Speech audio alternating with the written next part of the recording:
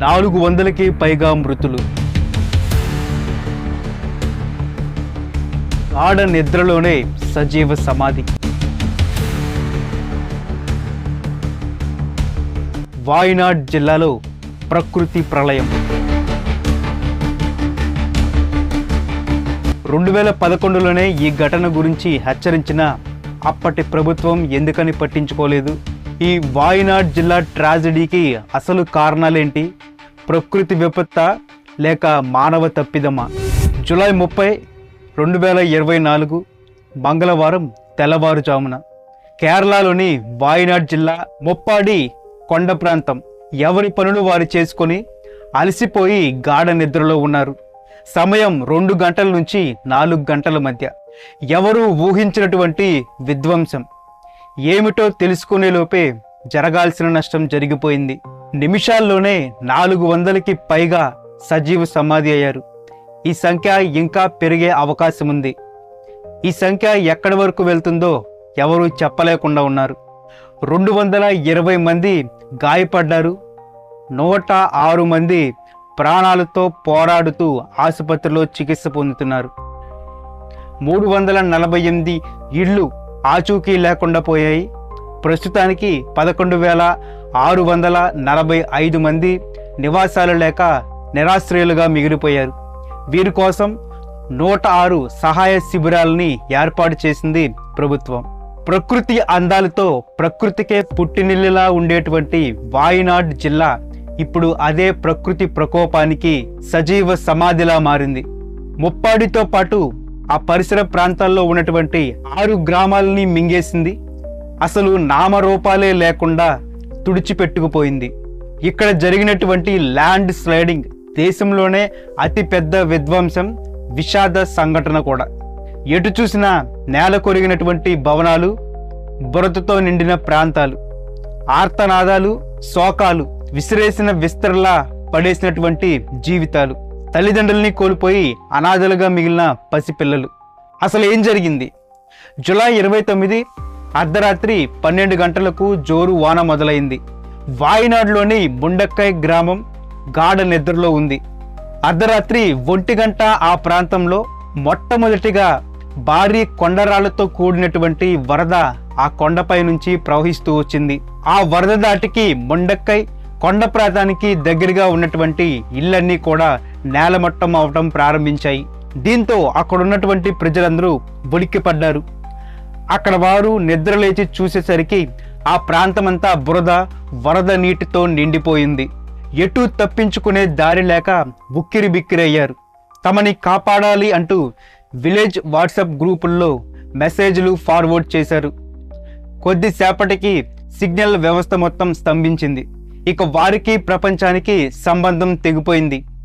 తప్పించుకునే దారి లేక ఇక ఆ దేవుడే దిక్కు అంటూ, ఆ దేవుణ్ణే రక్షించాలి అంటూ వేడుకుంటూ అక్కడే ఉండిపోయారు. సరిగ్గా తెల్లవారుజామున 4 గంటల సమయానికి అతిపెద్ద వరదతో కూడినటువంటి ల్యాండ్ స్లైడింగ్ మొదలైంది. నిమిషాల్లోనే అక్కడ ఉన్నటువంటి వారందరినీ ముంచేసింది. ఇక అదే ప్రవాహంలో చిక్కుకుపోయినటువంటి మొన్నత్ అనే మహిళ ఇక ఆఖరిసారిగా ఒక సెల్ఫీ వీడియో రికార్డ్ చేసింది. తమని కాపాడాలి అంటూ వీడియో రికార్డ్ చేసి సోషల్ మీడియాలో పెట్టడానికి ప్రయత్నించింది. అయినా లాభం లేకుండా పోయింది. మరొక వైపు ఇంకొక గ్రామంలో మేతా జీజో అనేటువంటి మహిళ తన కుటుంబంతో పాటు అక్కడ ఉన్నటువంటి గ్రామం మొత్తం వరద నీటిలో చిక్కుకుపోయామని, ఆ వరద ఉధృతి పెరుగుతూ వస్తుందని, తమని కాపాడాలి అంటూ జిల్లా అధికారులకి సమాచారం ఇచ్చింది. దీంతో ప్రభుత్వం అలర్ట్ అయింది. జిల్లా అధికారులు ఆ గ్రామానికి వెళ్ళే ప్రయత్నం చేశారు. కానీ ఆ గ్రామానికి వెళ్ళడానికి ఉన్నటువంటి రహదారులు, బ్రిడ్జిలన్నీ వరద దాటికి కొట్టుకుపోయాయి. ఇక అధికారులు అక్కడే ఉండిపోయారు. ఇక 4 గంటల తర్వాత ఈ వరద బీభత్సం 2 గ్రామాలని సైతం సమూలంగా తుడిచిపెట్టేసింది. ఇక ఏమాత్రం ఆలస్యం చేయడానికి ఇష్టపడలేదు రెస్క్యూ సిబ్బంది. ప్రాణాలకు తెగించడానికి సిద్ధమయ్యారు. ముందుగా Kerala state rescue team, Indian army, air force, navy, coast guard, national disaster management, police, forest అధికారులతో పాటు మెడికల్ డిపార్ట్మెంట్ అన్నీ ఆ గ్రామానికి చేరుకున్నాయి. చుట్టూ చీకటి. మేతా జీజో కాపాడాలి అంటూ సమాచారం ఇచ్చినటువంటి ఆ ఇంటి ఆచూకీ ఎక్కడా వారికి కనిపించలేదు. వెతికి చూడగా మేతా జీజో ఇల్లు నదికి మధ్యలో ఉంది. అంటే ఈ వరద ప్రభావానికి గట్టు మొత్తం కొట్టుకుపోయింది.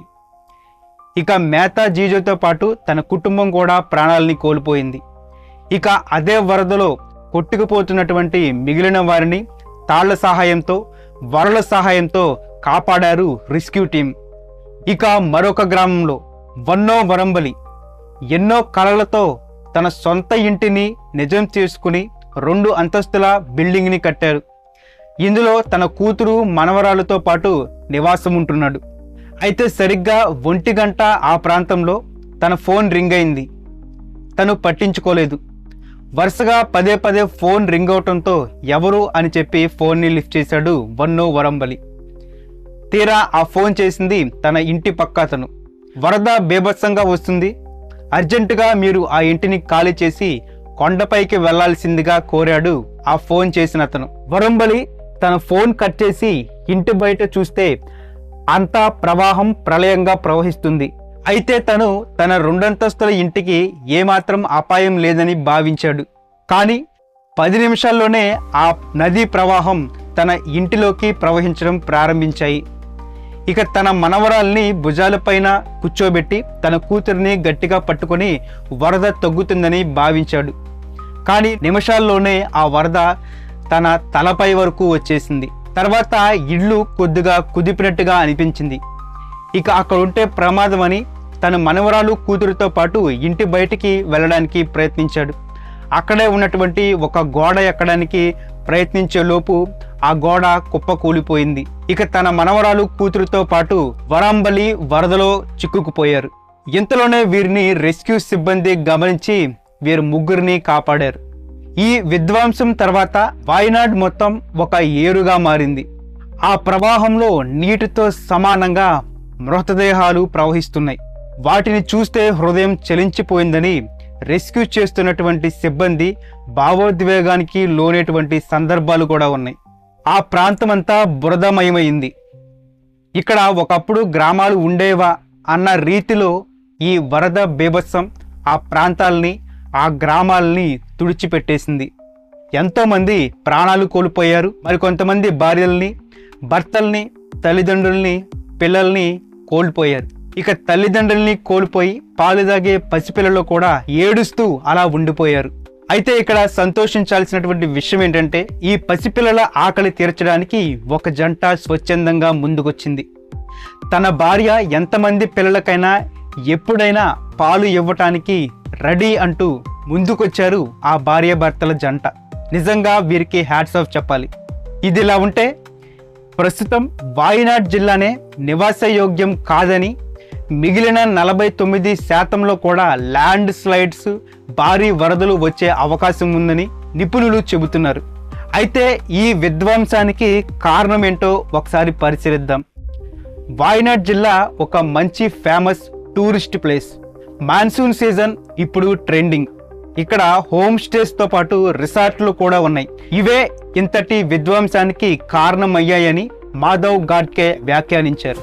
కొండలపై ఇష్టానుసారంగా కొండలను తలిచి రోడ్లు వేసి, వ్యూ సైడ్స్ కోసం కొండని చదును చేసి రిసార్ట్లను కట్టి కృత్రిమ సరస్సుల్ని నిర్మించడం వల్ల కొండపై ఉన్న గట్టిదనమంతా కోల్పోయి గట్టి పొర తీసేయడంతో సాయిల్ పైపింగ్ వల్ల ల్యాండ్ స్లైడింగ్ ఏర్పడిందని అన్నారు. ఇది నిజంగానే మానవ తప్పిదమే. పర్యావరణాన్ని దెబ్బతీయడంగానే దీన్ని భావించాలి. ఇదే విషయాన్ని 2011లో ఎకనామికల్ ప్యానెల్ కేరళ రాష్ట్ర ప్రభుత్వాన్ని హెచ్చరించింది. వాయనాడ్లో 1,90,000 చదరాల్లో ఎక్కడా కూడా కనీసం గుంతలు కూడా తవ్వకూడదని, కొండని తొలిచి రోడ్లు వేయకూడదని, మైనింగు, ఇళ్ల నిర్మాణాలు, రైలు మార్గాలు ఏది కూడా ఇక్కడ నిర్మించడానికి అనువు కాదని హెచ్చరించింది. కానీ ఎవరూ కూడా దీన్ని పట్టించుకోలేదు. టూరిజం పేరుతో మొత్తం ధ్వంసం చేశారు. పరిహారంగా అల్లకల్లోలమే మిగిలింది. ఇక్కడ మరొక తప్పిదం వాతావరణ శాఖది. వాతావరణ శాఖ లోపం కూడా ఇందులో మనకి స్పష్టంగా కనపడుతుంది. దేశంలో సాంకేతికత పెరిగింది అని అనుకున్న ఈ వాతావరణ శాఖలో మాత్రం ఏదీ పనిచేయదు. వాతావరణ శాఖ వర్షం పడుతుంది అంటే భారీగా ఎండలొస్తాయి. భారీ ఎండలు అంటే టక్కున వర్షం పడుతుంది. అలా ఉంటుంది మన వాతావరణ శాఖ పనితీరు. ఈ తప్పిదమే కేరళ, వాయనాడులో విధ్వంసం జరగటానికి, అక్కడ అంత ప్రాణ నష్టం జరగటానికి, అక్కడ ఉన్నటువంటి ప్రజల్ని ఎలర్ట్ చేయలేకపోవడానికి ఈ వాతావరణ శాఖ వైఫల్యం కూడా ఒక కారణంగా చెప్పుకోవచ్చు. భారీ వర్షం ఉన్నా కూడా వాతావరణ శాఖ ఎలాంటి ప్రమాద హెచ్చరిక ఇవ్వలేదు. అక్కడ కేవలం ఎల్లో అలర్ట్ మాత్రమే ఇచ్చింది. ఎల్లో అలర్ట్ అంటే పెద్దగా ప్రాణాపాయ స్థితి వచ్చేటువంటి విధ్వంసం జరిగే అవకాశం లేదని చెప్పడమే. కానీ అక్కడ అదే పరిస్థితి జరిగింది. ఈ ల్యాండ్ స్లైడింగ్ జరిగి వందలాది మంది ప్రాణాలు కోల్పోయిన మరుసటి రోజున రెడ్ అలర్ట్ జారీ చేసింది వాతావరణ శాఖ. జరగాల్సిన నష్టం జరిగిపోయి అనేక మంది ప్రాణాలు కోల్పోయి వాతావరణాన్ని ముందుగా అంచనా వేయలేని వాతావరణ శాఖ ఎవరికి ఉపయోగమని అనేక మంది కూడా ప్రశ్నిస్తున్నారు. ప్రకృతి కోపమో మానవ తప్పిదమో, ఎవరు ఏదన్నా తాము ఎందుకు చనిపోతున్నామో కూడా తెలియకుండానే తమ ప్రాణాలు సజీవ సమాధి అయ్యాయి. మరికొంతమంది భర్తల్ని కోల్పోయారు, మరికొంతమంది భార్యల్ని కోల్పోయారు, పిల్లల్ని కోల్పోయారు, మరికొంతమంది తల్లిదండ్రుల్ని కోల్పోయి అనాథల్లాగా మారారు. ఒకప్పుడు ప్రకృతి అందాలతో అందరినీ ఆకర్షించిన వాయినాడ్ ఇప్పుడు ప్రకృతి విలయ తాండవంతో, ఆర్తనాదాలతో, విషాద కథలతో నిండిపోయి నిర్జీవంగా మిగిలింది.